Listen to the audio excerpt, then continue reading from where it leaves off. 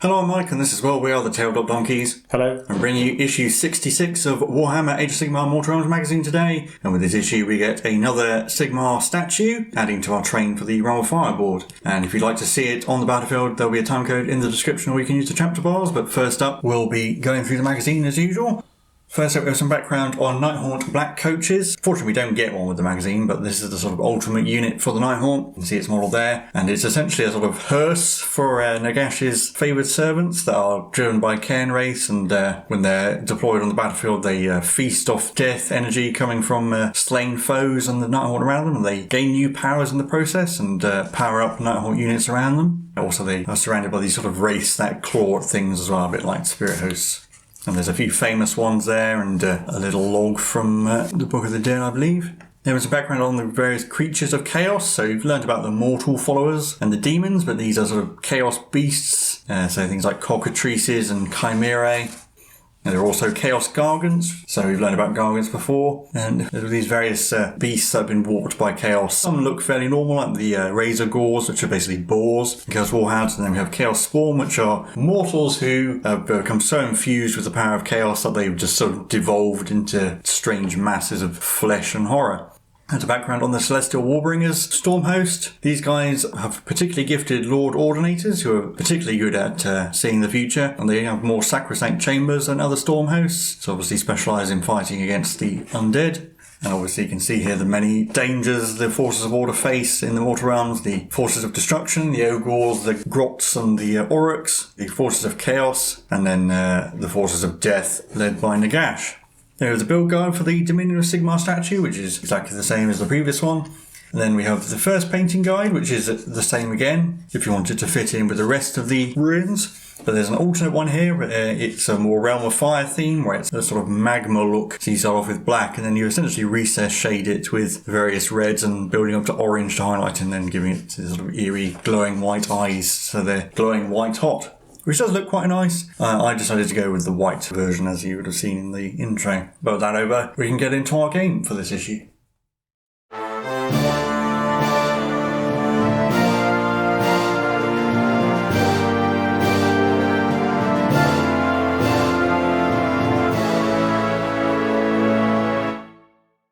Well, we don't have any new rules to learn with this issue, but we do have a tactics tutorial for piling in moves. Obviously, usually you just use piling in to get more models in range to fight, but there are also some tactics you can use when doing so. And it gives two examples here. The first is piling into multiple units.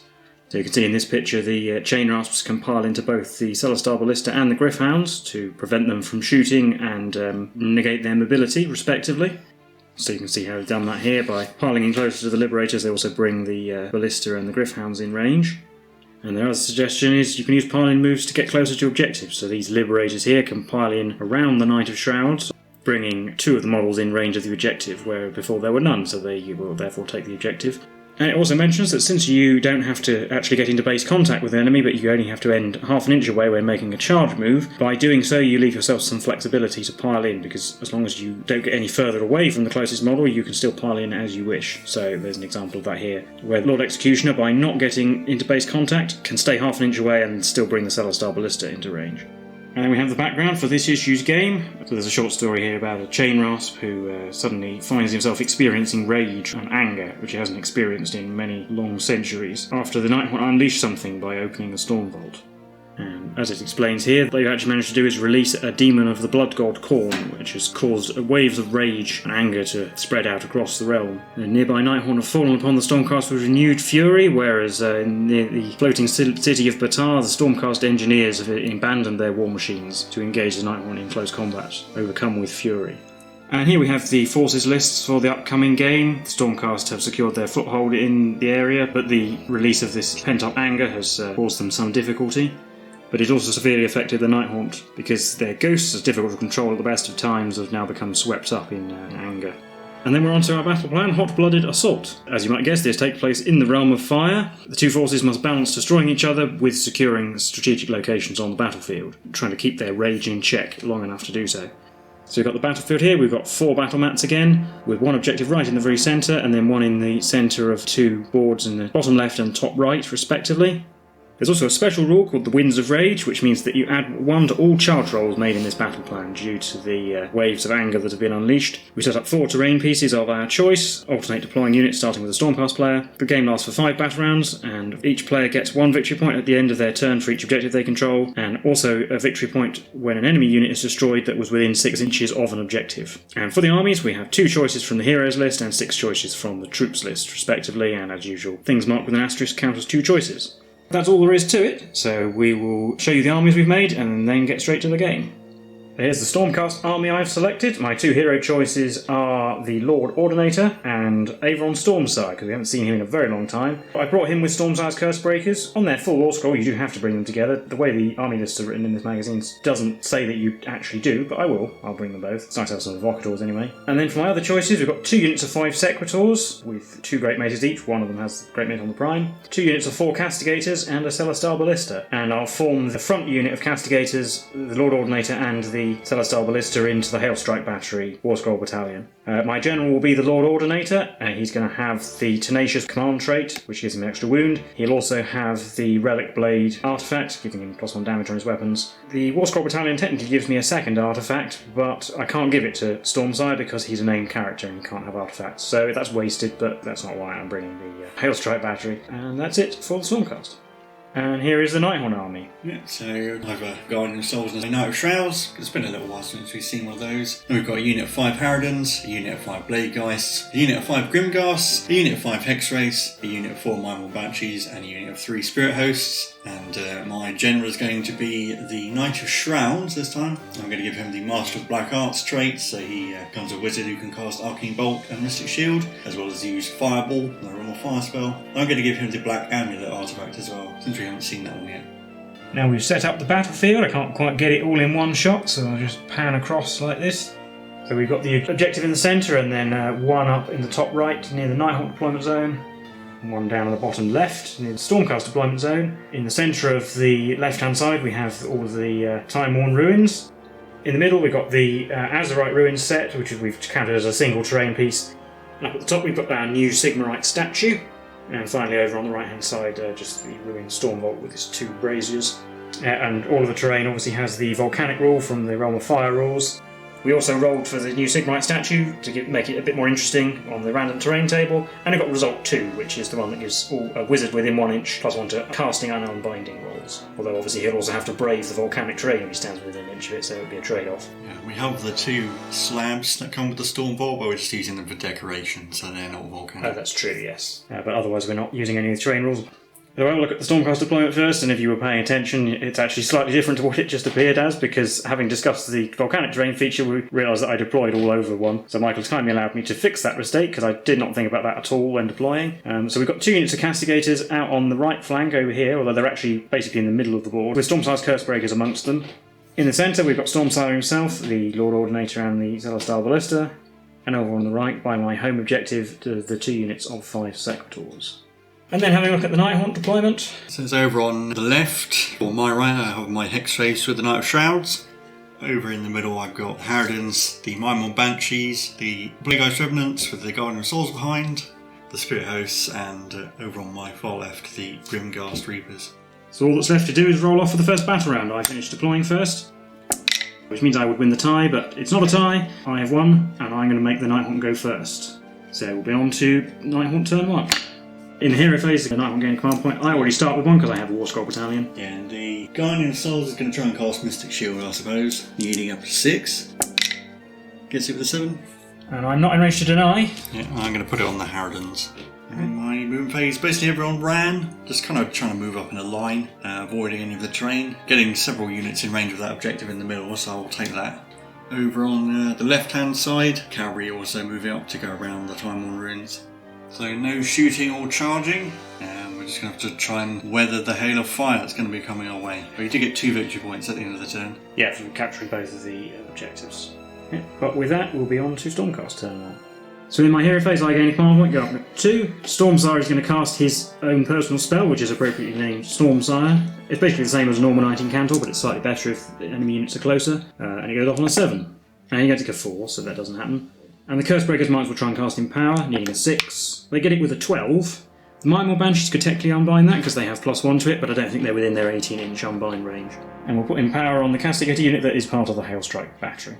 And then in my movement phase, the 2 units of Sequitors both ran, and they've spread out to form a defensive wall around this objective down here. The Ballista shuffled forward to get in range. Stormsire moved down in front of the Ballista, and the Lord Ordinator is behind it, all staying an inch away from the volcanic terrain.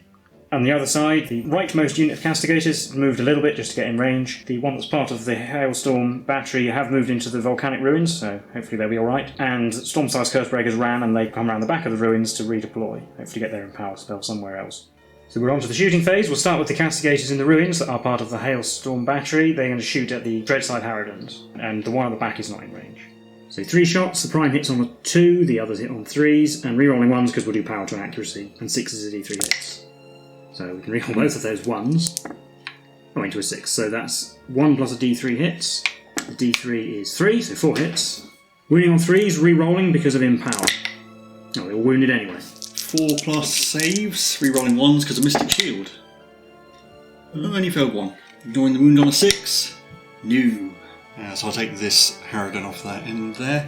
Then we will shoot the Celestar Ballista at them. It is within 18 inches, so it can shoot 4 times, and because they did a wound to the Harridans, it can reroll misses as well. So 4 shots hitting on 4s, thanks to the Lord Ordinator, rerolling misses. Well, that's a good thing, because they all missed. They still all missed. That is quite unfortunate. And the other unit of Castigators is going to shoot at the Grimghast Reapers. So 4 shots hitting on 3s or 2 for the prime, rerolling 1s. 6s are good. You can reroll the prime as 1. Oh, into a third 6. 3 6s. So that's 3d3 hits, 7. Wounding on 3s, 2 wounds. 2 4 plus saves. Made 1 failed 1, so it's 1 dead Reaper. Not in range of a hero. I'll take away this one. And that's it for the Stormcast turn. Thoroughly disappointing shooting, but I do take this objective down here, so I gain a victory point. And that's the end of the battle round, so we're rolling off for battle round 2. I've rolled a 3. Well, I got a 1.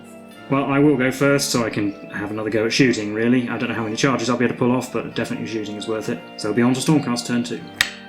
At the start of the hero phase, we do have to roll volcanic terrain, and my Castigators might be effective if this terrain piece goes hot. So on a roll of a 6... Oof. Also, at the start of the hero phase, I gain command point, going up to 3, but I'll spend one of those immediately to give the Sequitor unit in the middle, that's these 5 here, the Blazing Fervour command ability, which is the Realm of Fire one, gives them +1 to their run and charge rolls until the end of the turn. And Stormsire will attempt to cast Fireball, which is the Realm Sphere magic spell. It needs a 5 to cast. Oh, another 12. But the Banshees are within 18, so if they roll a 12, they can unbind it. If I roll a 12, because there's 4 of them, they get +1 to the roll. No, only got a 7. And we're going to fire that at the Bladegeist Revenants. They are just within 18. Because there are 2 to 9 of them, they take D3 mortal wounds. So D3 mortal wounds, 3. 3 chances to ignore, and 6. Oh, I ignored 1 at least, so 2 dead. These 2 on the end.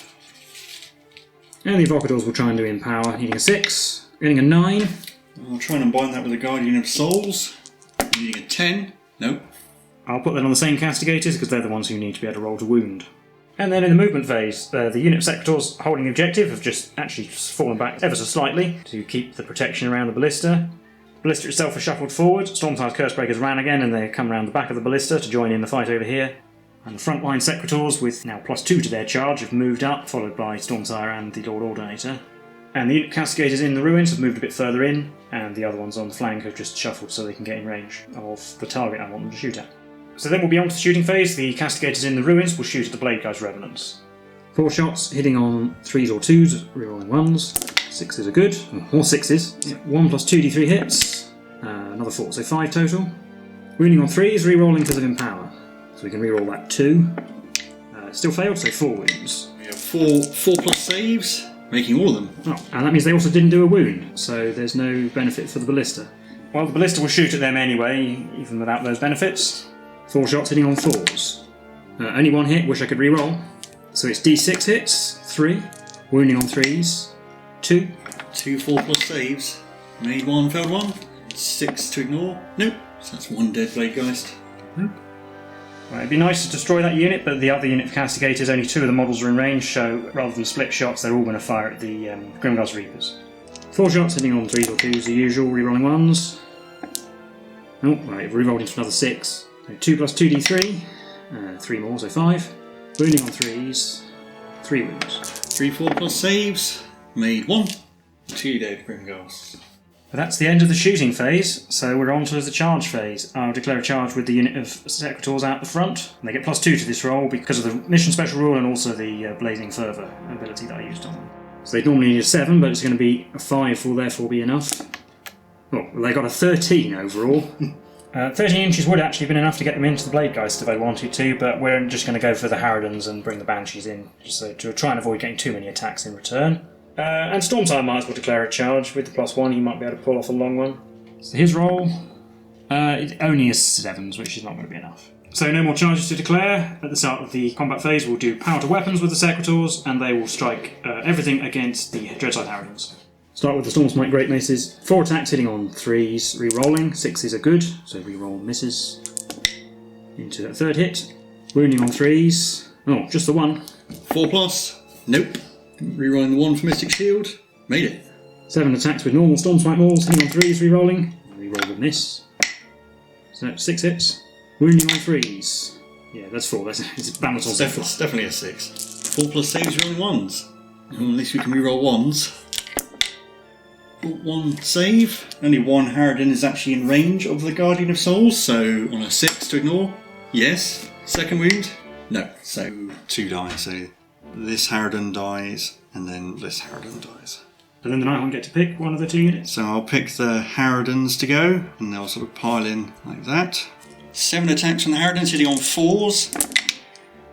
We got 2 hits, and these are wounding on 2s, and 6s are 2 damage because they're the old Harridans. That's just 2 wounds. 2 5+ saves, you're rolling 1s. You roll the 1. Oh, succeeded. So 1 wound. Put a wound on that Secretor. Then the Mimor Banshees are also in range to attack. So the Mimor Banshee is going to pile in, some of them are going to pile around, so that I have 3 models on the objective now compared to the Stormcast 3, so I will maintain hold of that objective. 4 attacks from the Banshees, hitting on 4s, getting 2. Also wounding on 2s, getting 2. -2. So 6+ saves, re-rolling 1s. You roll 1. Nope, 2 go through. 2d3 damage for 4. That will kill this Secretor. Kill this one on the end. It doesn't matter that I'm losing a model on the objective now because the Nighthaunt have maintained it. And this one will take the extra wound. And that just brings us to the Battle Shock phase, where those Secretors did take 2 casualties, so they will have to take a Battle Shock test. But they'll fail on a 6 and they'll get to re-roll because of my Allegiance ability. So I'm alright. That will be the end of Stormcast turn 2. Don't take control of the objective in the centre. So on to Nighthaunt turn 2. My turn, I get to decide the order of things that happen at the start of the hero phase, so I'm going to put Blazing Fervour on the Spirit Hosts from the Guardian of Souls, and then we'll roll for the Volcanic Ruins. Rolling red dice more appropriate. Oh, a 5 again. It's very hot in that ruin, but time for spell casting. I'll start with the Knight of Shrouds. He'll try and put Mystic Shield on the Hex-Rays, needing a 6. Got it with a 7. That's because of his Master of the Black Arts farm trait. I do have 2 unbinds, so the Evocators will try and unbind this. I rolled an 8, so yeah, that's unbound. And then the Guardian of Souls try and cast Spectral Law, needing a 6, getting an 11. Yeah, Stormsire will automatically unbind that with his Yeah, Void Storm does Scroll, got I think. He has got one. So I'll start over on my right flank. The Hex-Rays have moved over the ruins, 12 inches, gets them over. The Knight of Shrouds has to move up behind them, so he is ending his move in the terrain, but I want him to be closer to do a charge. But on a 1 he'll take mortal wounds, 2, few. And over here in the middle, the Harridans and the Mimor Banshees are going to stay in combat with the Secretors. The Spirit Hosts and the Guardian of Souls have moved forwards. The Guardian of Souls just to get everyone mostly within aura range, and the Spirit Hosts are going to try and charge the Stormsire. And then over on my left flank, the Grimghasts are just going to go and annoy the Castigators. Starting the charge phase with the Spirit Hosts. I'll get +2 to this roll for a 3, so I'm definitely going to re-roll that. Yeah, 5 wouldn't be enough. Oh, into a 12. So 14. 14-inch charge. They'll finish their charge like that. Only one getting within half an inch, and the other 2 are just going to be just under an inch away, roughly, so they can still attack him, but not bring the Lord Ordinator in. And over here, the Hex-Rays will charge, and they got a 6, or a 7 yet. So they can finish their charge like that. 3 of them are in range at the moment, the other 2 will back off to try and pile in. And then the Knight of Shrouds will charge as well. Getting a 7 or an 8, that's definitely enough. So he's going to finish his charge like that. Puts him at risk of getting smacked by the Great Mace, but I think only 1 can get on him. And then the Grimghasts are going to have a go over there. Might as well try and do something. 10 or an 11 is definitely enough to get him in range of something. And they're just going to charge the end of the Castigators. Then we're on to the combat phase, at the start of which The Sequitor unit down here will declare power to shields, but the other Sequitor unit will declare power to weapons. I'm going to pick the Spirit Host to go first. Not going to do any piling in because that might bring the Lord Ordinator in. 18 attacks, hitting on 5s. 6s do mortal wounds. 3 6s, 6 5s in there as well. Wounding on 3s. 5 wounds. So he has to make 4 3+ saves to live, which he did. He's down to 1 wound. I'll do the 3-man unit of Sequitors next. And they'll pile in a tiny bit to bring both the Prime and one of the Great Maces to hit the Marmor Banshees. The other Great Mace has to hit the Harridans. I'll do the Great Mace on the Banshees first. 2 attacks hitting on 3s. 6s are good, re-rolling misses. 2 normal hits, wounding on 3s. None. And Prime on the Banshees. 3 attacks hitting on 3s. They all hit, wounding on 3s. 1 wound. 4+. Nope. 6+ to ignore. Nope. Take away that one. And the Great Mace on the Harridans. 3s, re-rolling misses. Still only 1 hit. Wounds on a 3. It did. 4+. Nope. So not within 6 of the Guardian of Souls, so they're both killed. But that also means they're not within 6 of the objective, so I don't get a victory point for destroying them. I'm going to pick the Hex Race to go next. So they're going to do some piling in so they can all get in. So they have 11 attacks with their scythes. Hitting on 4s. 6s do mortal wounds. Well, there's 3 6s and 5 regular hits, which wound on 3s. Getting 4 wounds. 5+ saves, re-rolling 1s, 2s and 3s because of power shields. Not 4s, so I can't re-roll that 4 because it was a success before modifiers. But I'm going to re-roll the successes. So 4 wounds total. So and then we've got 10 attacks from the horses, which hit on 4s. Getting 6 hits. And wound on 5s. Getting only 1 more. And I have a 4+ save, re-rolling fails, which I succeeded on. So 4 damage overall. I'll kill off these 2 Sequitors because I don't want to take the one on the other end because I don't want the Knight of Shrouds to be able to pile into the Ballista. And then I will pick those Sequitors to go. So just piling a tiny bit, making sure I get 2 in base contact with the Knight of Shrouds so that he has no way of piling in to bring the Ballista into range. I'll put 1 Great Mace and the Stormsight Maul on the Knight of Shrouds, and the Prime has to hit the Hex Wraiths. So on the Knight of Shrouds first, the Great Mace, 3s. Double 6, 2d3 hits, which is 4. Wounding on 3s, 4 wounds. 4+ save. Made 2. Ignoring on 6s. Ignored 1, so he's down to 3 wounds. And then the 2 normal attacks on him. 1 hits, we're on power shield. Wounds on a 3, which it does. 4+. Yes. And the Prime on the Hex Wraiths, hitting on 3s. Getting 2. Wounding on 3s, 2. 4s. Failed both. 4 damage. 6s to ignore. No, so that's 2 dead Hex Wraiths. So I'll take away these 2. I'm going to do the 2 Grimguards because they're the only unit I have left that's actually in danger of dying. So we have 2 attacks on the scythe, hitting on 4s, getting 2 hits.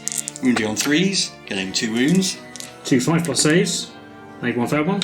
And then the Extoller of Shyish gets 1 attack that hits on a 4. He missed. I will put a wound on this Castigator. I'll fight back with that unit of Castigators. They'll pile in, we can get 3 of them in range.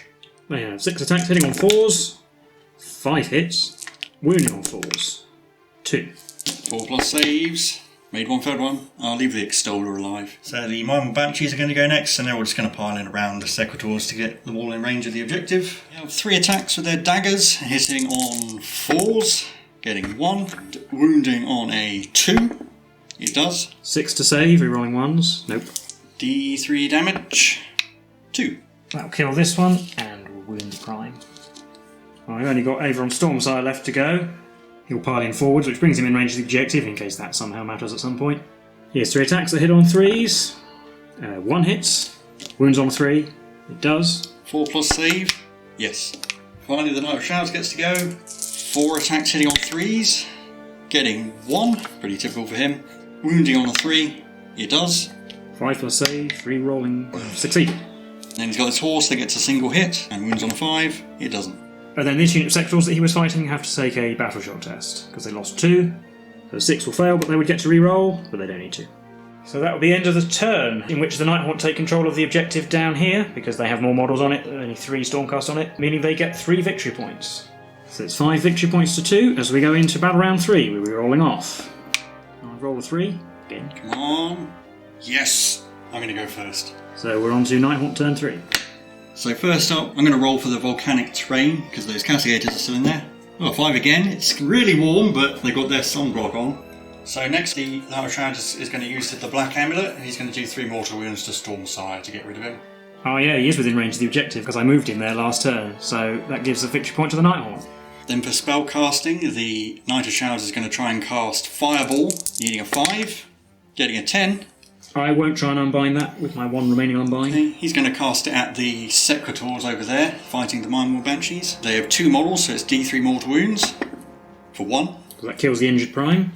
So there's only 1 Secretor left over there. Guardian of Souls is going to try and cast Spectral Lure, needing a 6. Getting a 6. I will try and unbind that with the Curse Breakers, needing a 7. Nope.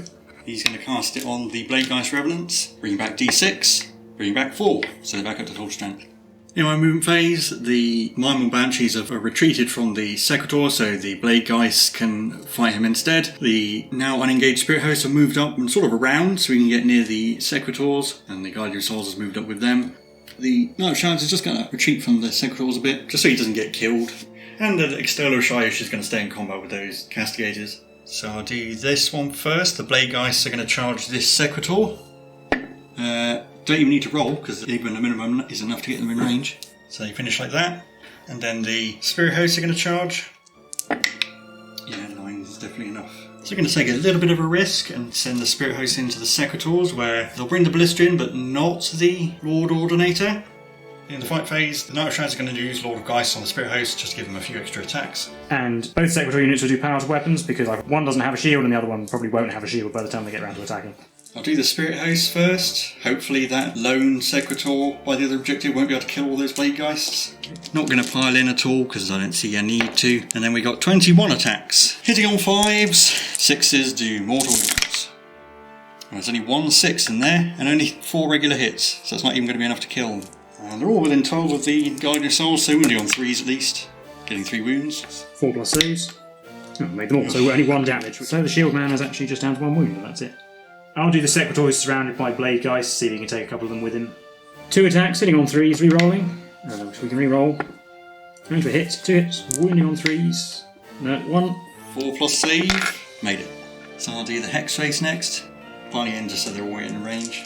Then we have 7 side attacks, hitting on 4s. 6s do mortal wounds. 3 hits. Wounding on 3s, so they are not in range. 2 wounds at -1. 5 plus save. They failed both, so 2 damage so far. 6 force attacks, hitting on 4s. 2 hits. And wounding on 5s. 1 wound. 4 plus save. Failed. Oh, but re-rolling 1s, because the shield is still technically alive at the time this is taken. Oh, still a 1. So 3 damage will finish off that wounded one and take out the Great Mace, leaving just the Prime. I'll do these Castigators over here, because if they can take out that Extoller, then he obviously won't get to hit them back. And just piling in a smidge so they can all fight. 8 attacks, hitting on 4s. 4. Wounding on 4s. 2 wounds, still average. 2 4 plus saves. Yay! Oh, I made both. So I'll do the Bladegeist next, and they get an extra attack since they charge this turn. So we have 15 attacks hitting on 3s, getting 10, then wounding on 2s, because we're in range of the Guardian of Souls, for 8 wounds. 8, 5 pluses, 8 dead. And that's another Stormcast unit destroyed that was within range of an objective, so another victory point to the Nighthaunt. Yeah, up to 7 now. The Ballista is within 3 inches, so it might as well pile in an attack. Yeah, just piling in a tiny bit, and then it can attack the Spirit Hosts. 4 attacks hitting on 4s, 3 hits. Wounding on 4s, 3 wounds. Oof. 4 plus saves. Failed 2. I'll put them on the one nearest the Knight of Shrouds. 6 is to ignore. No. So Spirit Host takes 2 wounds. So I've got the Extoller left. So he has 1 attack hitting on a 3. He missed again. And that leaves me with just the Secretary Prime down here to go. Yes, 3 attacks hitting on 3s, 3 rolling misses. Reroll that miss. So 3 hits. Wounding on 3s, all they all did. 4 plus saves. Made 1. 4 damage. Yeah, 6 is 2 ignore damage. None at all, so it's just going to be the Hellwraith left. That one there. And that Prime has to make a Battlestruck test, because lost another 2 models this turn. But I think I will make more use of one of my many command points to automatically pass, because even on a 6 with a reroll, it would be another victory point if he disappeared. But then that's the end of the Nighthaunt turn. They hold all 3 objectives still, so another 3 victory points, going up to 10 against 2, as we go into Stormcast turn 3. So in my hero phase I gain a command point, and then we'll roll for the volcanic terrain again. No, it's cooling off now. And also at the start of the hero phase I use Blazing Fervour on the Evocators to give them another +1 to their charge rolls. The Curse Breakers can still try and do Empower, needing a 6. We get it with a 7. I'm going to try and unbind with the Banshees. They don't get +1, so I need an 8. Nope. And they'll put the Empower on themselves. The Lord Ordinator will move out towards the Banshees and the Guardian of Souls, as will the Castigators that were in the ruins. The Ballista will stay in melee because it can't shoot if it retreats, as will the remaining Sequitor, and these Curse Breakers will come round the Ballista. And finally, the Castigators who were engaged with the Extol of Shyish ran out of melee towards the Nighthaunt home objective. Then we'll be on to the shooting phase. The Castigators in the middle are going to shoot at the Miremore Banshees. 4 shots, hitting on 3s or 2s and stuff. 2 6s and a miss. So 1 plus 5 hits, so 6 in total. Wounding on 3s. Only 3. 4 plus saves. Failed them all. Oh. 6s to ignore. Oh. 1 left. That is important though. So I'm going to take away the 2 that are nearest the objective, so that if that remaining Banshee gets killed, she's no longer next to it. And the Ballista has to shoot at the Spirit Hosts. 4 shots hitting on 4s because of the Lord Ordinator. We've got 2. 2d6 hits. 2. The Ballista has not had a good game. No. Wounding on 3s. 1. 4 plus. Yes. So on to the charge phase. We'll start with the Lord Ordinator. He rolls a 10. That'll bring him all the way over there. Going to take on the Blade Guy's Revenants. The unit Castigators in the middle of the board will charge as well. Try and get more of them on the objective. They roll a 10 as well. They're going to have a go at the Guardian of Souls, mostly just to get them all closer to the objective. And finally the Curse Breakers will charge. They have +2 to this, so it doesn't really matter what I roll. Yeah, they get an 11. And they will charge into the Spirit Hosts. And that's all my charges. At the start of the combat phase, the Sequitor Prime will declare power to weapons, because they don't have a shield. They have 5 attacks each, hitting on 3s, re-rolling 1s, because that's their special rule against Chaos or Death units. So we can re-roll those 2 1s. So 2 misses, 8 hits. Wounding on 3s, re-rolling fails because of the Empower. So that is 7 wounds. 7, 4 plus saves. Made 6. And 6 plus to ignore the other one. Yes. Well, you have their Celestial Lightning Arc though, so 4 dice, 4 pluses will do mortal wounds. I'll do it on the Spirit Hosts. 4 mortal wounds. Well, 6 plus to ignore, only 1's in range, so no. 2 dead. Yeah. I'm going to pick the Blade Guys to go. So they'll pile in like this. 10 attacks because they didn't charge, hitting on 3s. 5 hits, Corvin Bennett. Wounding on 2s. 3. 5 plus saves, he's only got 4 plus base. Failed all 3 though, so he's down to 3 wounds thanks to his command trait. I will do the lone Sequitor Prime first. He will strike the Hexwraith. He's not going to pile in because I don't want to bring the Night Shrouds into range. 3 attacks, hitting on 3s. 1 miss, which I can reroll. Oh, into a 6. So we've got 7 hits total. So 7 hits, wounding on 3s. 5. 5 4 plus saves. Made 3. And 6s to ignore. Oh, made 2, but it's not quite enough. So the Hellwraith goes down, and that was my first unit destroyed in range of an objective as well, so I actually gained another victory point for that. Guardian of Souls will go next. You might be able to kill one of those Castigators. 3 attacks hitting on 3s. You get 3 hits. Wounding on 2s. 3 wounds. No, 5 plus save. Oh, made 2. 1 damage. I put the wound on this one here. Well, the Ballista can go, I suppose. Might as well. Well, the crew are going to haul it over to the left so that it gets itself within range of the objective, but then it gets its attacks on the Spirit Host. 4 attacks on 4s. 2 hits. And wounding on 4s. 2 wounds. 4 plus saves. Fail both. Well, the Spirit Host will go. He'll attack the Storm-sized Cursebreakers. 6 attacks, hitting on 5. 6 do mortal wounds. Nothing at all. And the Lord Ordinator gets to go as well. He can't really pile in. He has 6 attacks hitting on 4s, but if he rolls 2 or more 6s, he does D3 mortal wounds in addition. Well, no 6s and 3 hits. Wounding on 3s. 1 wound. It's 2 damage though. 4 plus. Nope. Put them on 1s in range of the Guardian of Souls. Nope, no shrugs. 2 dead. And then the Castigators in the middle get to attack the Guardian of Souls. 8 attacks hitting on 4s. 5 hits. Wounding on 4s. 1 wound. 4 plus. Nope. 6 plus. Nope. He's down to 4. Down to 4 wounds, and then that's everybody who has to fight. No battle shock tests necessary, but I do take the 2 objectives that you can see in shot, because I do have more models in range of both of them, which gives me 2 victory points. So it's 10 to 5 in the favour of the Nighthaunt at the end of Stormcast turn 3. So rolling off for the start of battle round 4, I've rolled a 1. With the Nighthaunt actually means that they win, because one last turn. So I will pick to go first. So on to Nighthaunt turn 4. Yeah, so I gain a command point in the hero phase, and then the Guardian of Souls is going to try and cast Fireball, needing a 5, getting an 8. I'll try and unbind that with the Evocators. Oh, I did with the 10. That might be important. Sorry, I meant the Knight of Shrouds is going to cast Fireball, not the Guardian of Souls. Yeah, I'm happy that was his intention. It just said the wrong... It said the wrong character. Yeah. Sorry, the Guardian of Souls is going to cast Spectral Law. That's the obvious one. So would you like to unbind Spectral Law instead? I will unbind Fireball. And then Spectral Law needing a 6, getting a 6. You're going to cast it on the Blade Geist, and they get 4 back, so the 2 dead come back.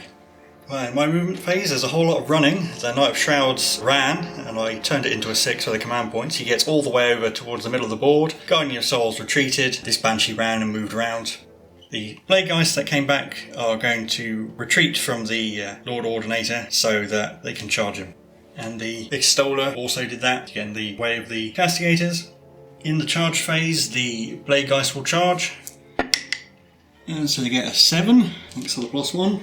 Yeah, they're going to charge into the Lord Ordinator. Also going to bring the Castigators in, but I'm not too worried about them.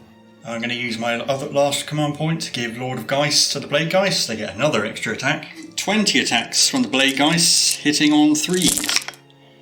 12 hits? Wounding on 2s, getting 8 hits. 8 5+ saves. He has made 4, but that's still enough to kill him. So Lord Ordinator dies, and he was within range of the objective, so that's another victory point for the Nighthaunt. I'll do the Curse Breakers, see if they've got the best chance of getting rid of this Spirit Host. They'll pile in round to try and get as close as possible to the action. And then we have 10 attacks hitting on 3s, rerolling 1s. Got a couple of 1s to reroll. That's 8 hits again. Wounding on 3s, rerolling, so they still have Empower on them. Oh, they didn't need it, they all wound anyway. 8 4+ saves. Oh, made 1. So that Spirit Host is killed. But it wasn't within 6 of an objective, unfortunately. And the Castigators in the middle get to pile in. We get 2 of them in range of the Blade Geists. 4 attacks. If I kill 1 Blade Geist, then I retain control of the objective. Only 1 hit though, on 4s. Wounds on a 4, it didn't. That means the Nighthaunt take control of the central objective, and they still hold their home one, so they get another 2, going up to 13. And that means we can call the game there, or I'm going to call the game there. The reason being that with 2 Stormcast turns left, I can get a maximum of 6 victory points from the objectives, and then only if I take control of both the middle objective and the Nighthaunt home objective. And if I kill the Blade Geists, which are the only unit on an objective, I get another one. So that would be 7 victory points, which would be 13 to 12 in the Nighthaunt's favour. So all they have to do to win is keep the models away from the objectives, so I can't kill units that are near them, which they're obviously not going to do. So mathematically, that is a Nighthaunt victory, regardless of what happens. So we'll recap the game for you now. So that was the game for issue 66 of Warhammer Age of Sigmar Mortal Realms magazine. How did you think that went? I think probably more bad luck on your part than my strategy that won me the game. I think I was quite lucky to pull it out in the end, considering I had about 4 models left. Your first turn shooting, I think, it wasn't very effective at all. Your Ballista basically didn't do anything for the whole game. And I think there were a few points where you rolled quite a few 6s to hit with Castigators and Secretors, but then didn't roll well to wound, or I rolled well for saves. Yeah. A big part of your strategy was getting the most out of your Warthog battalion, and you didn't really get to use it. Yeah, it's true. Unfortunately, the Castigators didn't get a wound one time because I think you made all your saves, and then the Ballista, it got 0 hits out of 8 in 2 shooting phases, and when it finally did hit, it rolled a double 1 for the number of hits. I killed 4 of your units, and the rest of your army was untouched, essentially, but I think when I killed most of your units, they were on objectives as well. That got me a lot of victory points. Yeah, and I was consistently unable to finish off your units that were near objectives. I got them down to 1 or 2 models, but again, that was possibly down to my shooting not being very effective. And being able to hold all 3 objectives at one point really helped a lot as well. My luck improved a bit in the later turns, but it was too late. I think I completely failed to unbind any of your spells. I think a couple of times I failed to make any saves, but I think at that point it was a bit too late. Ultimately, it came down to I just couldn't get enough by the end of the game, and it was just a few victory points here and there earlier in the game, and it could have been different. It was the first game in a while where I've been able to use Sequitors, which was good, but unfortunately the first unit really let me down. Charging in, all 5 of them striking, and they only killed 3 Harridans, I think. They, as we've seen before, they can do an awful lot more than that. So I was again just a bit unlucky on my part and being unable to do any damage in the first couple of turns, but if that had gone much better, I would have probably had a foothold on the central objective and a couple of victory points to show for it, but as it was, I got nothing. And I think the second unit of Sequitors, which absolutely annihilated the Hex Wraiths, did fine, but that wasn't that important. And your Evocators didn't really get to have much impact on the game as well for a few turns. Yeah, and that was partly because of my poor deployment, because I did forget, basically, when I was deploying, that the ruins were going to be volcanic. And it's not like you roll a dice for every unit, you roll it for the ruins, and then everything would take damage. Yeah, that would have been something like 6 of your units taking D3 mortal wounds straight off the bat. Yeah, you did let me alter my deployment, but I deliberately didn't change where the units were, I just moved them back, and that unfortunately meant that the Curse Breakers were out of the game for about 3 turns. They did use Empower, which is actually a big part of their usefulness. Yeah, and I was tempted to use the Black Amulet to kill one of the Evocators so they couldn't do spellcasting. But I think at the time it was just more tactically useful to kill the Stormsire. Yeah, and Stormsire, unfortunately, didn't really get to do very much. I don't think he ever got his spell off, and in melee he's just a Knight Incantor. The Lord Ordinator as well, unfortunately, just wasn't up to the task of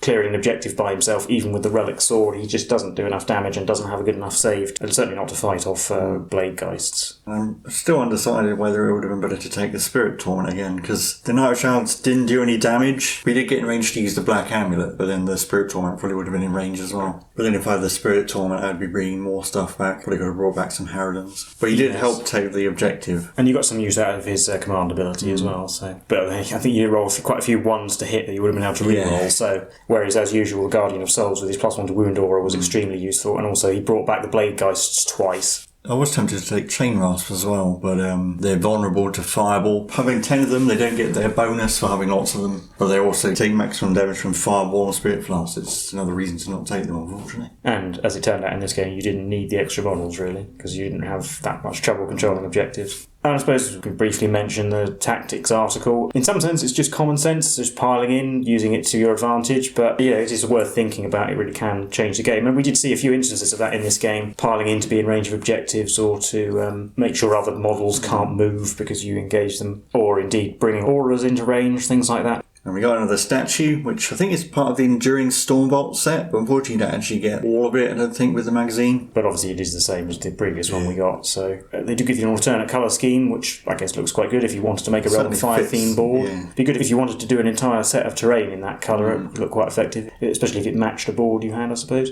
And I think we will eventually see it on the single side of the Realm of Fire board as well. I think we do play at least one game on that side with it.